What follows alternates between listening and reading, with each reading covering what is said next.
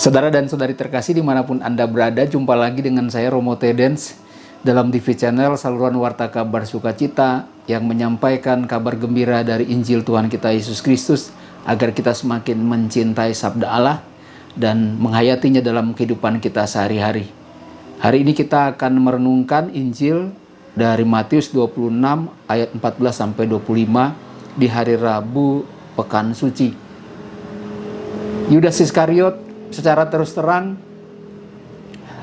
meminta bayaran kepada para imam kepala supaya para imam kepala bisa mendapatkan Yesus. 30 keping perak diberikan oleh para imam kepala kepada Yudas Iskariot sehingga Yesus bisa mereka dapatkan. Karena bagi para imam kepala, Yesus ini merupakan duri, batu sandungan bagi mereka selama ini.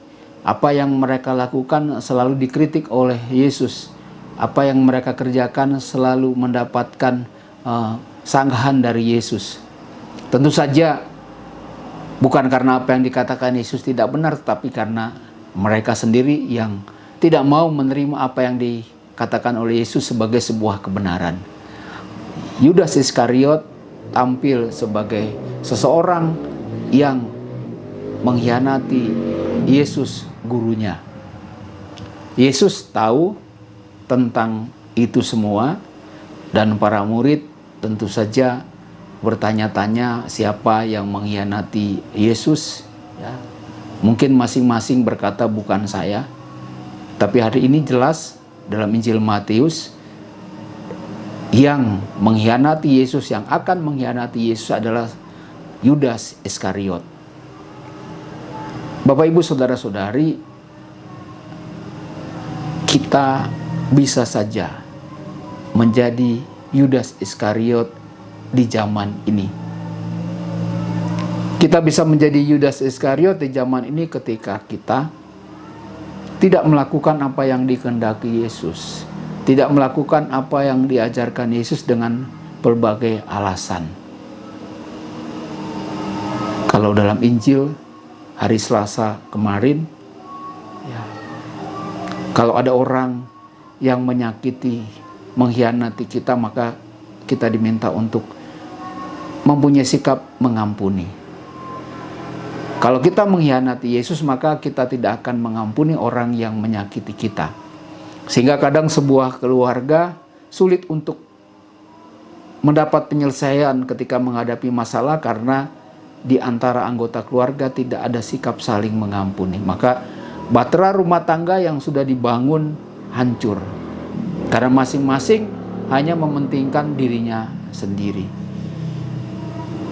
Saudara-saudari, ketika kita tidak melakukan kehendak Allah, ketika kita tidak mengampuni orang yang mengkhianati kita, maka pada saat yang sama kita juga bersikap seperti Yudas Iskariot.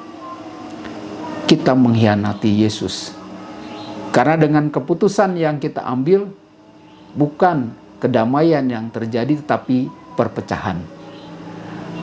Saudara-saudari, bagi Yesus siapapun kita, apapun yang kita lakukan, pengkhianatan apapun yang kita lakukan, Dia tetap akan menerima kita. Dia tetap akan mengasihi kita.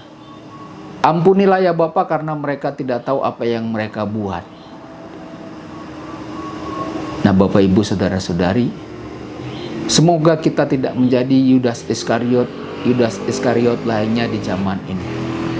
Tapi kita menjadi murid-murid Yesus yang setia. Kesetiaan itu ditandai secara konkret dengan kemauan untuk mengikuti apa yang Yesus ajarkan. Bukan dengan mengandalkan kekuatan diri sendiri, tetapi mengandalkan Allah. Ketika kita jatuh, kita bangun. Ketika kita mengambil sebuah keputusan, kita tanya kepada Tuhan, apakah keputusan yang saya ambil ini sesuai dengan kehendak-Mu?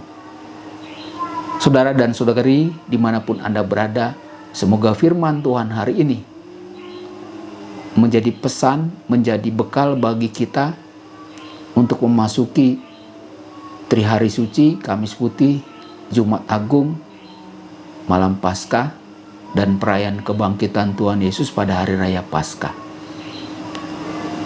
Keutamaan untuk mengikuti apa yang Yesus kehendaki. Tuhan Yesus memberkati Anda semua dimanapun Anda berada, dan mari kita ikut berpartisipasi, berperan serta untuk meringankan saudara-saudari kita yang menjadi korban dari virus corona. Berpartisipasi juga dalam pengumpulan dana di tempat kita masing-masing. Berpartisipasi juga bisa dalam bentuk membuat masker untuk sama-sama menyelamatkan manusia sesama kita.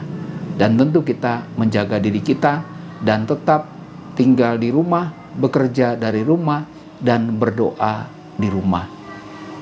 Tuhan yang Maha Kasih melindungi dan memberkati Anda semua.